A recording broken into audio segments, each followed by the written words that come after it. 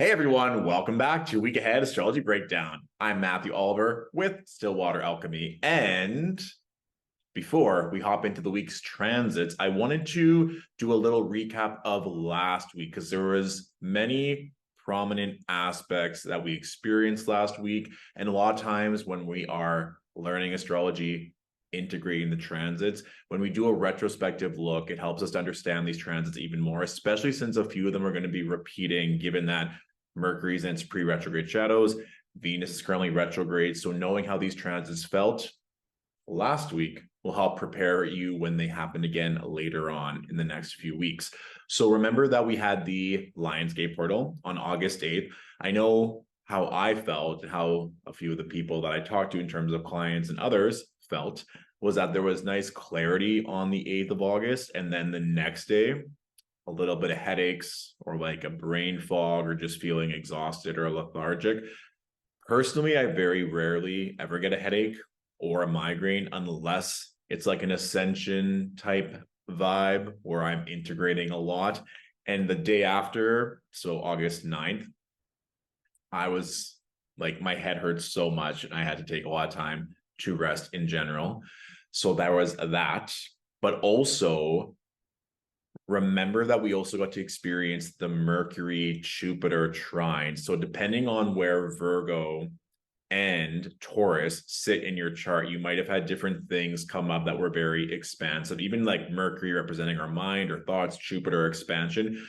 That literally, that exact trine happened on the 9th. So there might have been a lot of things that were integrating, recalibrating, expanding you for what's to come. So give gratitude if you were feeling all of those feelings last week. And also, for me personally, I went and saw Barbie, the film, last week. And I was in the Uber going to North Vancouver. And I was like, I am so grateful for Ubers where you can just literally tap your phone. A car shows up at your door and takes you to where you want to be, compared to like 20 years ago, where if you didn't have a car, you're taking public transit. Or when I grew up in the prairies and I was on an acreage outside the city, if I didn't have a car, I'd have to have someone come pick me up, like a friend, or else I wouldn't leave my parents' house, like when I was a teenager, right? So that was just interesting mind shift of like just sitting in the Uber and being so grateful. And for me, a lot of times Jupiter does strongly correlate to gratitude. You're just being so happy and blessed and fortunate for what you're currently experiencing. So if there were things that you experienced like that, or quite literally an expansion of an idea, a thought, new money, new opportunity, those could have been very visceral Jupiter themes around Mercury, given it can relate to our thoughts, but also commerce. Maybe some of you got new modes of transportation. And also, Cineplex has this deal that it's like kind of wild to me. You sign up for a monthly thing, or you can buy a year at once. You get a free movie every month, and you also get 20% off concession, plus like other discounts on the Cineplex store. It's $9.99 a month. So you're basically getting the movie for free. So if you're going to go see a movie, just get this membership. You get all these added perks. So with in terms of like Mercury trine Jupiter, I found this deal and I was like, this is very interesting how this is all kind of played out. What seems small, it just like brings me joy. And then I get to enjoy films every single month. So that was also great. And then the last thing that we experienced that was a very prominent shift was the Venus Sun kazimi, which was over the weekend, with the exact kazimi happening on Sunday for most time zones. So with that kazimi, it marks Venus's midpoint in her retrograde. So that's literally like she has gone to the underworld. She is journeying to uncover something or to retrieve something or to find a deeper part of herself, deeper meaning. And this will very much resonate wherever Leo is in your natal chart. That part of your life is very much probably up for review. If Venus is an aspect to certain things in your chart, or just in general Venus themes. Also, if you want to learn more about this Venus retrograde, my Venus retrograde workshop is in the description below. But this is just something to note because generally speaking, with that kazimi point, the midway point of a retrograde, there is divine clarity, or there's confirmation, or it's like things are starting to move, that you're starting to see all this progress. Generally a very sweet or harmonious, or just like a nice midpoint that you can take a breather if you've been going through heavier energies with this specific Venus retrograde. And one last thing, just to give it like perspective on how it can manifest. So I have a fifth house that is ruled by Venus, because with any transit, you want to look to the houses in your natal chart that the planet is affecting. So given that Venus rules over Taurus and Libra, you can look to those houses in your natal chart to see what additional themes you're going to be working through with this Venus retrograde. So the fifth house, you can find games. And I was trying to find this like one specific video game, and it was on Facebook Marketplace trying to find it. And the person had a price, and I was like, oh, is this firm or negotiable? Responded just saying yes. And I'm like, which one? And by the time it took them to respond, I went on Amazon and I found like a used, but like basically brand new copy for like 50% less than what this person was offering. This is kind of like a hard to find game. And the person's like, no, it's firm. Like, I know I can get this amount of money. I'm like, girl, I literally just found on Amazon and I saved all this money, which was amazing. It's just like, great, a Sun, Venus, kazimi of like making me happy. Finding this game, which is strongly linked to this Venusian theme in the fifth, being activated over the weekend. So I know a lot of times we look to Venus in terms of romance, but a big energy of Venus is pleasure, or what we derive pleasure from in terms of connection. It can be connecting to ourselves, connecting to others, connecting to romance, connecting to money, whatever that is for you. So as a general way of recapping this past week, you can reevaluate the themes of the Jupiter Mercury trine that we had, and also that Venus Sun kazimi, just to see what other themes were coming up, because that Sun Venus kazimi is likely to help you to put more fuel in the tank, so to speak, for the next couple of weeks of this Venus retrograde. And then that Mercury Jupiter trine is going to be happening again when Venus stations retrograde, and then when it goes direct. So we have that 2 more times in the coming weeks. So that'll be really good to expand upon. So going into the week ahead, it's already mid-August. I feel like we're going to blink and it's going to be Christmas. But before then, let's enjoy this time of Leo season. And we have the Leo new moon that's going to be happening on Wednesday, I believe, for all time zones. So a big energy for me, given that Monday and Tuesday are very similar, given that the moon will be in Leo, take Monday to rest. Like, really take it easy. If you need to clean your home, get your things together, fill the fridge, do whatever you need to do to take care of your own well-being. Remember that the moon represents the body, the home, mothers, feminine energy. So if you can just take time for Monday for you, that would be very wise, because later on in the week, there's going to be a lot shifting. And it's almost like a powder keg in a good way. But I don't want you to feel like you are exhausted midweek because you didn't take time to listen to your body. So that's one recommendation on Monday. Of course, like we just talked about, that Sun, Venus, kazimi, there might be additional themes you're going to feel passionate about, strongly about, emotionally about, or wanting to set new energies as we're approaching this new moon. So you might be getting these ideas of like, okay, I know I want to pursue this with regards to pleasure, beauty, creativity, or connection. These things are coming through. These ideas are more rampant. I'm getting a clarity around this. And to receive that clarity or those downloads or those ideas, we need to make sure that we are well rested, or we're taking time for stillness in doing so. So like I said, Monday, take time to rest. Another thing that is getting activated throughout the week is a couple things, but this Mars Uranus trine and the Sun square Uranus. So we have both the Sun and Mars in aspect to Uranus. So remember, with Uranus, it's spontaneous change, innovation, unexpected surprise. So there's likely to be sometime this week a huge shift or a change. Most times with Uranus, you cannot control it. There's no way of like really preparing for it. And Uranus isn't good or bad. It's not considered a malefic or a benefic planet. So in that way, it's kind of nice that you don't have any control over a change that's going to be happening. It could be a change in terms of solar themes and how you want to see yourself, which is going to be tied in with this new moon identity. A role could be shifting, like maybe if there is a new family member being introduced, maybe there's going to be a wedding, or there's a niece or a nephew being born, or your own child being born, then of course your identity and how you shine and what roles you have are going to be shifting. It could be at work that you are shifting positions or wanting to shift positions. You could be getting a new boss. You could be getting a new subordinate. There could be new friends coming in. You could be a new lover. Like there's just so many things that could be shifting with this Sun Uranus. And then you have Mars Uranus. And of course, if your identity is switching and what you're going to be doing, then of course your actions and what you have passion in and what derives your purpose is going to be shifting.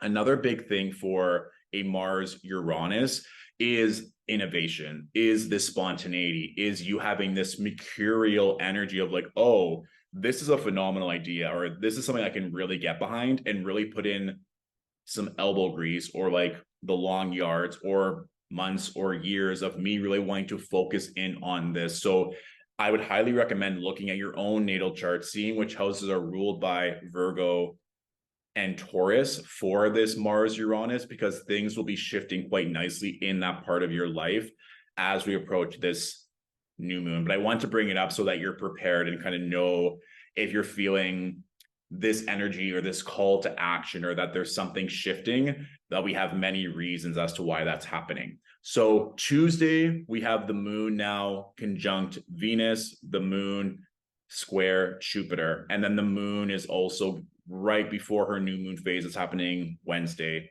for all time zones. It's around what time? 2:38 a.m. Pacific Standard Time on Wednesday. So again, we're still in this dark moon phase, but now Venus is in very close aspect to both benefic. So it's almost like if you're taking time to rest, or if you need support, or if you're needing nurturing, that there's going to be benefic people or sources here to help you.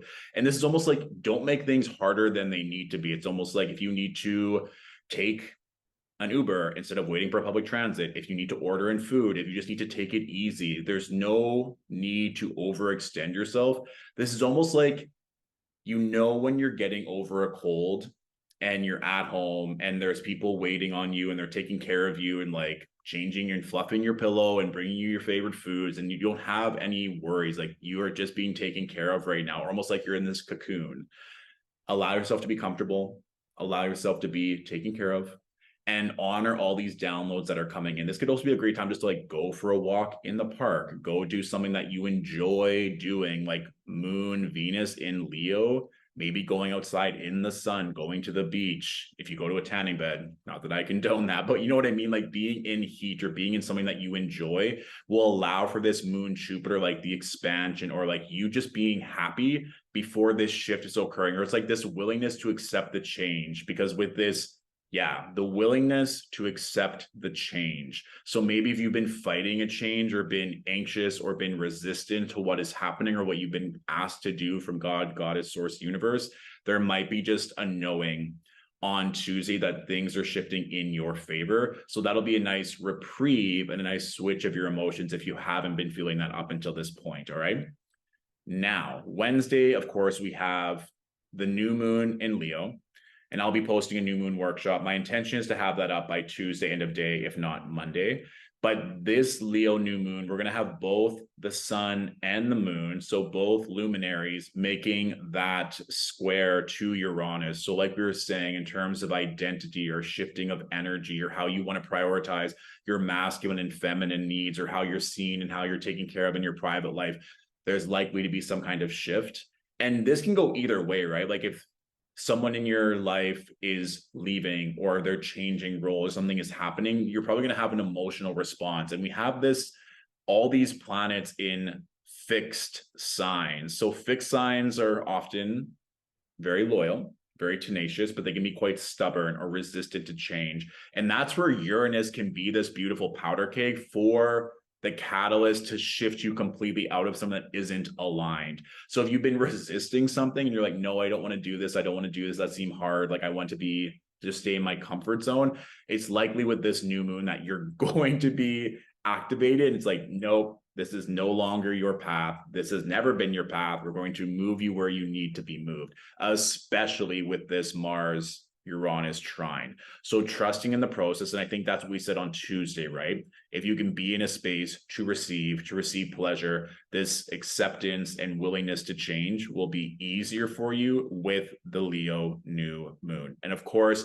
if you have prominent Leo energy, if you have prominent fire energy, fire signs being Leo, Aries, Sagittarius. If you have prominent fixed energy, and especially in these late degrees, so the fixed signs being Leo, Scorpio, Aquarius, and Taurus, this new moon is going to be heavily activating for you to propel you to what is coming. But it is going to be that strong square to Uranus, especially with Mars's influence. We're all going to be feeling something if you haven't been feeling it already. And a lot of times I say, like, when you're attuned to energy, or if you are a healer or a light worker, you often get these downloads first, so that when everyone else is going through them, they're also looking to you for this guidance, for this advice, right? Right. Now, Thursday, Friday for me is like, okay, let's get things done, which is why I highly recommend taking Monday, Tuesday to rest. So when we get to Thursday, Friday, you're not running on empty or running on fumes or like still needing rest. So this is another reminder to take Monday and Tuesday of this week to rest, because once we get to Thursday, Friday, boom. Here's why. So first of all, we have the moon opposing Saturn. This can go a couple different ways. The one thing here is, if you are not getting the emotional support that you need at home, at work, from yourself, especially because Leo energy has this childlike quality to it. And there also might be things around inner child healing, if you have children, connecting with them, or what that role is for you and how you want to either shift or emerge into that role.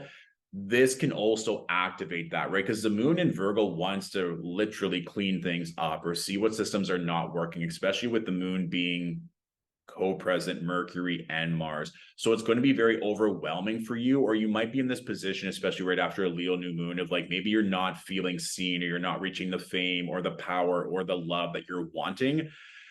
It might be a good day just to like cry and let things go on Thursday if you hadn't done that already. But this emotional support here is what I'm looking at, the moon opposing Saturn.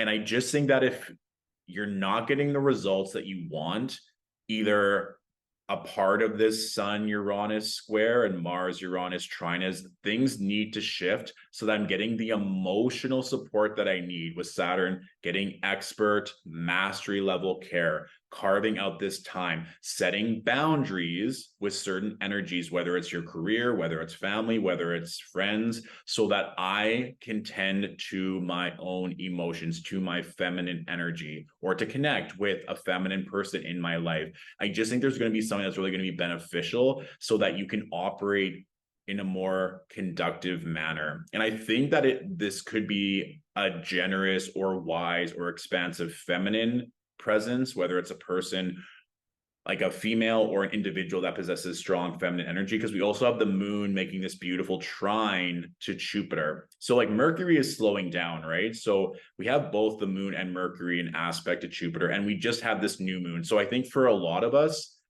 there's going to be something very loud and very obvious where we need to clean things up, or we need to edit or revise, and our emotions are going to lead us in the right direction. Like, this is the right investment, or this is what I need to do, or this course, this program, this mentor is what I need to invest time in, or this structure, this habit, this routine, to ensure that I'm feeling my best. So if that crosses your plate on Thursday, great. Also, if you are a coach, healer, mentor, someone that can offer services or support, Thursday would be a great day to advertise that, because with this new moon energy and now all this Virgo activation, people are going to want that extra support. So please heed that call. And then if you're in a space to provide it, do so. But again, let's say if we're just talking about friend groups or family, and you're not in the space mentally or emotionally to take on other people's problems, that's where this moon Saturn opposition is also going to be. Are you going to place boundaries when people are texting being like, hey, can I talk, or do you want to hang out? If you are not in the capacity to do so, because a lot of people who are not aware of the astrology are probably going to be feeling everything, or there's going to be a lot of change happening in their life. And if they're coming to you for answers and for support, and you don't have the capacity to do so, make sure you take care of you. And then it'll be clear what support you need to show up fully. And then if and when your cup is overflowing and you have the means to support others, then you can. Yes. Friday is very, very, very strong because we have this beautiful, like grand Earth trine, and the moon will be moving into these later degrees. It'll be this moon, and the Uranus is a 5-degree orb away, but still, it's like we'll have the moon and Mars, Mercury slowing down. So I wouldn't consider it really a part of this grand trine, but the moon and Mars with Uranus and Pluto in this grand Earth trine. So we're talking about Earth qualities, and a grand Earth trine is this free-flowing divine energy from that element with those planets being activated. So with Earth, it can represent money, it can represent food, it can represent our physical body, it can be work, it can be things that are tangible in this 3D realm, and it could be things that make you excited, that give you power, that can build structure, that build stability, that are with great people that you're wanting to connect with. It can be this innovation or this spontaneity that you are like, I want to put all my energy towards this. It's finally things that I want, and my prayers being answered. Or it can just be a project, like we were saying before, that you really feel invested into, that's really going to set up structures or power dynamics or situations for you. And this can be something like a health routine where now you have a meal prep lined up to support you. It could be now that you're working with a bookkeeper that is helping you keep all your finances straight. It could be now that you have better boundaries with your family so that your time is more not restricted, but your time is better scheduled so that you know where you're giving time to certain people while making time for yourself and your own dreams. And if you want to be more specific on this, look to the houses in your natal chart ruled by Virgo, Taurus, and Capricorn to see where this shift or this power or this, it's almost like, you know, in Mario Kart where you hit like a speed burst and you just bypass everyone. It's almost like you're going to have this galvanized energy to know full-heartedly what you want to invest this energy into and what is giving you power or what power you want to seek out and how that makes you feel. And there could also be a big piece around knowledge or acquiring more power through knowledge. So it might be wanting to take a course or wanting to go back to school or connecting with certain like resources like books or podcasts that are going to put you in that position. Could be also writing your own book, starting your own podcast, or doing certain things, especially with all this Virgo energy, that are setting you up. And this is also something nice too with Mercury and its pre-retrograde shadows. This could be an opportunity or something that you wanted to do, or maybe something you started in the past but didn't finish that you're now going back to, especially with Venus retrograde. And you're like, no, I always have wanted to do this, or this has always been my dream. And maybe I've tried before and it didn't work out. But now knowing what I know, having done the work, I'm going to go back to this and I'm going to pursue it with this passion, with this knowing that I can do it this time. And of course, that could mean relationships as well. And Venus retrograde doesn't mean you can't go back to old friends, old lovers, old colleagues, old bosses. It just means that you now have a different perspective to ensure that the relationship, whatever that relationship is now in a situation that is amicable and aligned for all parties involved. When we get to Saturday, Sunday, it's quite nice because we have the moon in Libra, and this is the only air energy that we have for the entire week. So it can be nice for expressing yourself, connecting, because this is a moon sign ruled by Venus. And this can also be, oh, I just want to rewind for 1 second. Friday night could be a little interesting. It can almost be like going out for a drink and being like, I just want one, and then having one too many, because the moon is going to be making that opposition to Neptune. And now we also have Mars within that 3-degree orb of Neptune. So just be very, very mindful of your boundaries. And that's why I was so vocal about Thursday, right after the Leo new moon with the moon opposing Saturn. We need the boundaries to ensure that you're emotionally stable, because there could be one of those Venusian retrograde-esque tests from the universe to ensure that you're not going back to an unaligned relationship, especially with this grand Earth trine. And then we have the moon in the later parts of Friday, depending on your time zone, opposing Neptune. And that can really just blur the lines, being like, I know that this is good for me, but I'm going to do the complete opposite. It can be like, I know I have this meal prep lined up for Saturday and I've already consumed my Friday night goodies, but I'm going to eat this pint of ice cream. It's like, well, no, if you want to stick to a health regime, then you know that you have a dessert lined up for the weekend, or that you go back to a certain lover, or maybe you are scrolling on social media all night when you've like had that boundary with phone, like whatever it ends up being, ensure that the boundaries that you have are not thrown askew Friday night, so that when we reach Saturday, it can be a nice social, light, engaging energy. And with this being a moon ruled by Venus retrograde, there could also be just things that you are recalibrating, rethinking, taking it a little bit slow so that you are aligning yourself with a very intense week and doing the things that you need to do to feel good about yourself. And then when you are, it can be a nice social outing or just connecting with people that bring you joy and love, especially on Sunday, because we have the moon making that sextile to Venus. So after a very intense Thursday, Friday, the weekend gets to be very easy, breezy, nice, chill, and relaxed, which is always a treat when the astrology lines up, when it can be a nice weekend as well. So for the astrology question of the week, this is in line with Venus, which is nice given that we're still in the Venus retrograde to keep it on theme. So the question is, I have a Sagittarius stellium in my second house. The planets are Mars, Venus, Jupiter, and Pluto. If Mars is our drive, sexual attraction, and lust, and Venus is a romantic attraction, with all of this masculine energy in Sagittarius, what can I look for to feminine energy in my chart? Does it mean that with these placements, I might have to give in order to receive?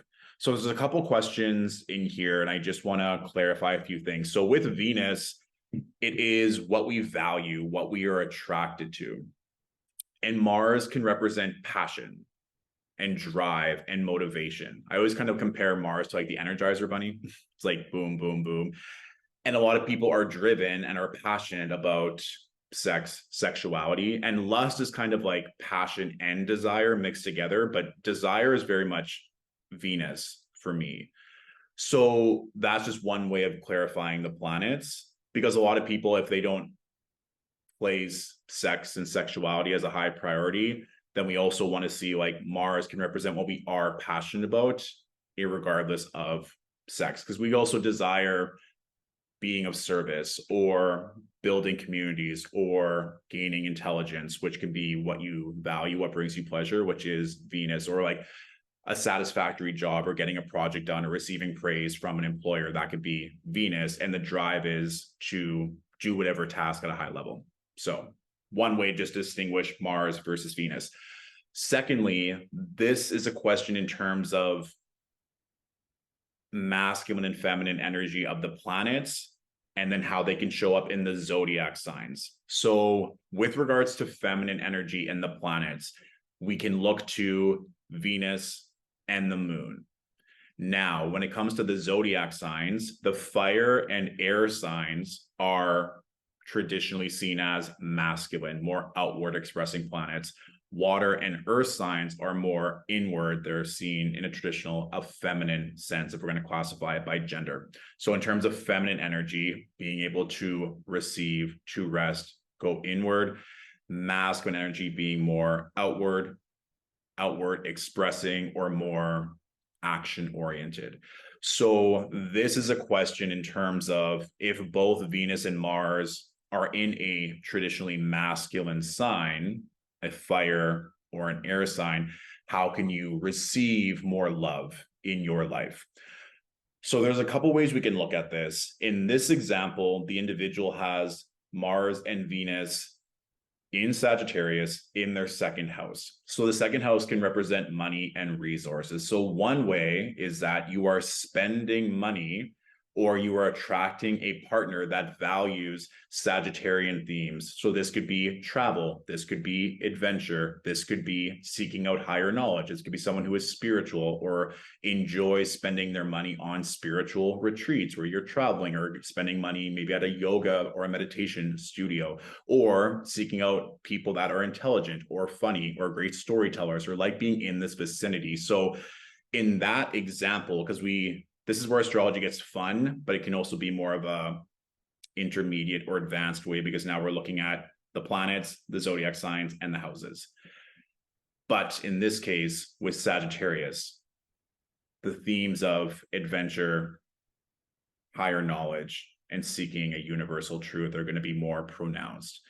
So if you have strong Sagittarius energy or your Venus in Sagittarius, you probably want someone who is down for an adventure, that wants to leave the house, that wants to go do things and explore and to receive more knowledge or connect with people and have these great conversations.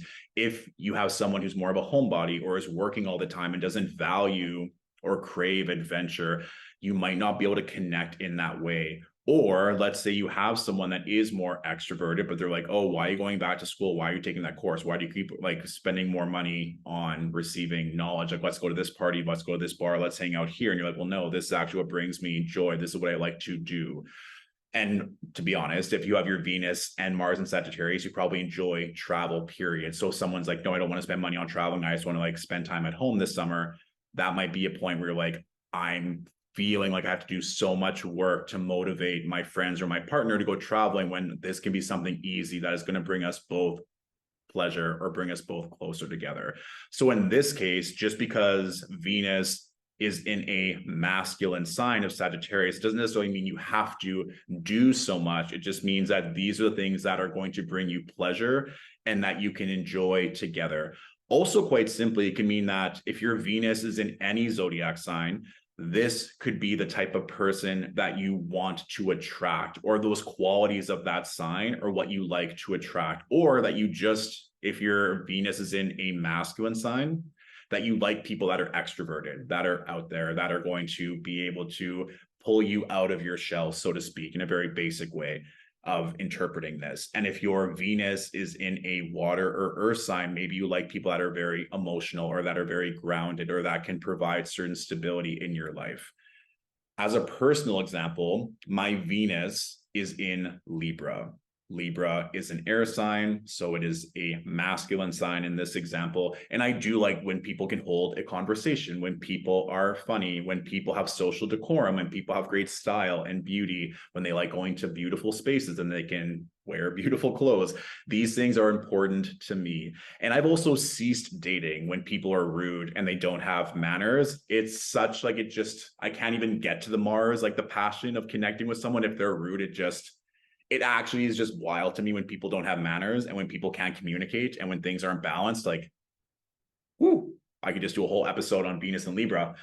However, it's just such an easy thing of like, I get along very easily with people that have strong Libra placements or people that have strong Venusian placements because Venus is at home in Libra. And so in this case, given that Sagittarius is ruled by Jupiter, you could also get along very well with people that are very Jupiterian. So when people are very worldly, people that are very intelligent, people that are very generous, people that are very lighthearted and don't take things too seriously, per se, like a Saturnine individual. So that can also be one way of looking at this as well, is that you can look to the ruling planet of your Venus and seeing if those themes matter to you or if you enjoy those types of people. So there's so many ways we can look at this. And one way you could look at this is like you are now going to express the energy of that Venus sign through the zodiac sign and or through the house that it's in your chart, or both, right? But I don't want you to think that if you have your Venus or your moon sign in a masculine sign, that means you always have to put out more energy in order to receive. It could quite simply mean that you're attracted to people that are in their masculine or that exude the energy of those zodiac signs that the planet is in, so that you can be in your feminine, or that you can receive, or you can just be in a state of pleasure and feeling emotionally safe, which will put you in a state to receive. So let me know how that resonates, because I understand that is more of a compounding question to comprehend. And if there's any follow-up questions or there's any clarity that's needed, I can answer it in next week's video. Okay. Beautiful. So thank you all for watching. Have a beautiful Leo new moon and enjoy all the Uranus activations that come with it. And I'll talk to you soon. Bye.